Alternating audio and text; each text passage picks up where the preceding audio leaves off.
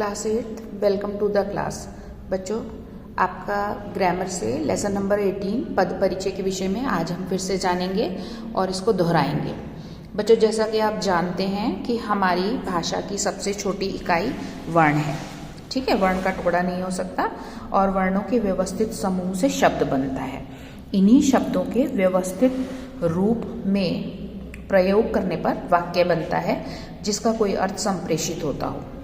ठीक है, तो वाक्य में एक निश्चित क्रम के अनुसार शब्दों का प्रयोग किया जाता है और उस शब्द का उस वाक्य में स्थान के अनुसार परिचय देना पद परिचय कहलाता है। तो आज हम पद परिचय में जो शब्द के 8 भेद हैं उनके नाम बताएंगे और फर्स्ट 4 का परिचय सीखेंगे कि किस तरह से दिया जाता है। सबसे पहले इनके नाम संज्ञा, सर्वनाम, विशेषण, क्रिया, देन क्रिया विशेषण, संबंध बोधक, समुच्चय बोधक एंड विस्मयादि बोधक, ये हैं आपके शब्द के भेद। सबसे पहले संज्ञा शब्द। और एक बात और है बच्चों, पद परिचय देने के लिए हमें शब्द के इन 8 भेद के आगे जो भेद किए जाते हैं वो सब भी याद होने चाहिए। सबसे पहले हम देखते हैं संज्ञा शब्द का जब हम पद परिचय देते हैं तो कैसे देते हैं। इसमें सर्वप्रथम संज्ञा का भेद जो कि सामने गिवन है, व्यक्तिवाचक, जातिवाचक या भाववाचक।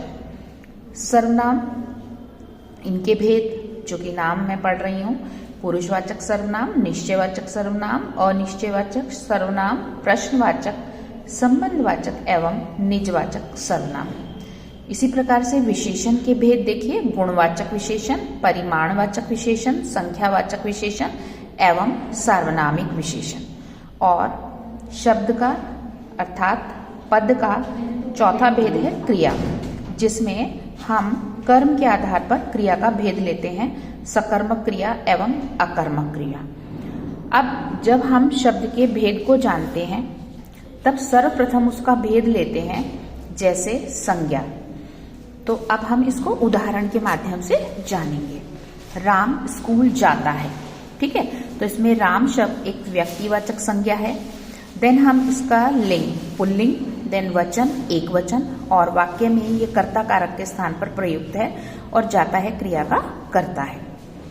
दूसरा उदाहरण देखिए, वह क्या खाता है। तो इस वाक्य में हमारे पास 2 सर्वनाम शब्द हैं, एक है वह और दूसरा है क्या।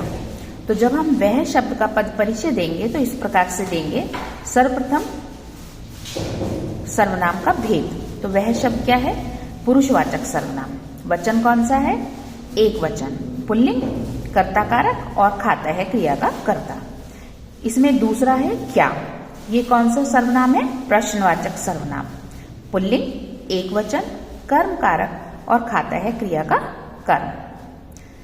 तीसरा है यह लड़की सुंदर है।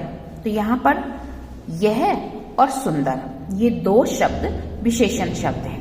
जैसे यह में ये सार्वनामिक विशेषण है और सुंदर शब्द गुणवाचक विशेषण है। क्योंकि इनका विशेष्य लड़की है तो दोनों में ही एक वचन स्त्रीलिंग आएगा। अगला सेंटेंस है बच्चा रोटी खाता है। तो ये क्या है, हम यहाँ पर किसका परिचय दे रहे हैं, क्रिया शब्द का। खाता है ये हो गई क्रिया। तो सबसे पहले क्या खाता है, रोटी, तो सकर्मक क्रिया हो गई है। ठीक है, और उसके बाद काल हो गया, वर्तमान काल, और कौन जुड़ा हुआ है इससे, बच्चा, तो एक वचन, लिंग पुल्लिंग। ये हमारा क्रिया शब्द का पद परिचय हुआ। तो बच्चों, आज हमने पहले 4 के विषय में जाना, अगले 4 हम कल या नेक्स्ट वीडियो में जानेंगे। मिलते हैं आपसे नेक्स्ट वीडियो में। Till then good bye.